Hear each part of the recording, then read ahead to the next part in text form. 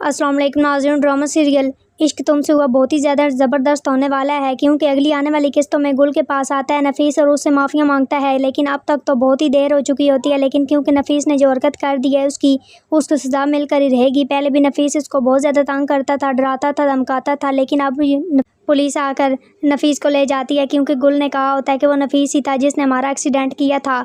क्योंकि नफीस से ये बात बिल्कुल भी बर्दाश्त नहीं हो रही थी कि गुल की खुशियाँ और उसकी सारी खुशियाँ गम में बदलने की कोशिश की है।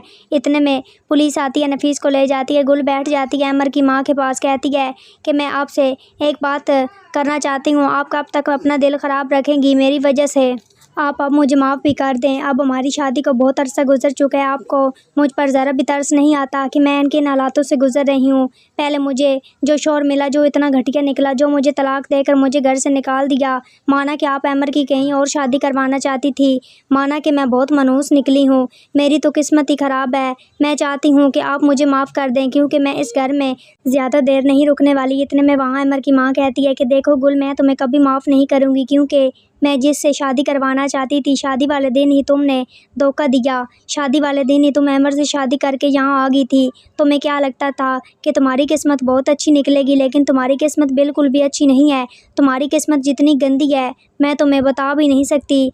तुम तो मेरे बेटे को खा गई हो। तो फिर गुल साथ ही बोलने लग जाती है, कहती है कि आप कैसी बातें कर रही हैं, मैं उसको क्यों खाऊंगी? मैं तो चाहती थी कि मेरी उम्र भी उसको लग जाए, लेकिन जो अल्लाह को मंजूर था वो ही हुआ।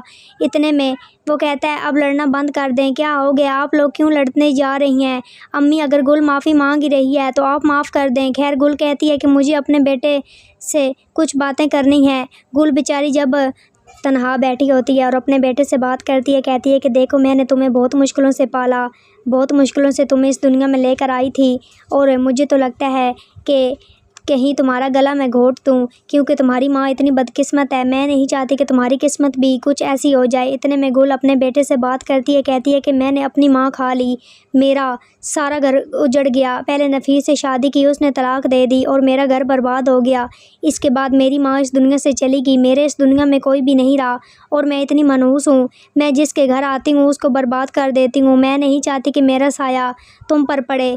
इतने में बातें करती है। इतने में उसका बेटा रोने लग जाता है और गुल फ़ौरन अपना बच्चा उठाती है और उसको अपने सीने से लगाती है और कहती है कि मुझे माफ़ कर दो, न जाने मुझे क्या हो गया था, मैं क्यों तुम्हें मारने की कोशिश कर रही थी। इतने में गुल कहती है मैं खुद ही मर जाऊंगी, क्योंकि इतने दुख जो मैंने देख लिए हैं, इन सब के बावजूद भी मेरा ज़िंदा रहना नहीं बनता। इतने में वो कहता है कि इसमें तुम्हारा कोई कसूर नहीं है। देखो, मेरी किस्मत ही ऐसी थी, किस्मत में जो लिखा होता है वो तो होकर ही रहता है, इसमें तुम्हारा क्या कसूर है?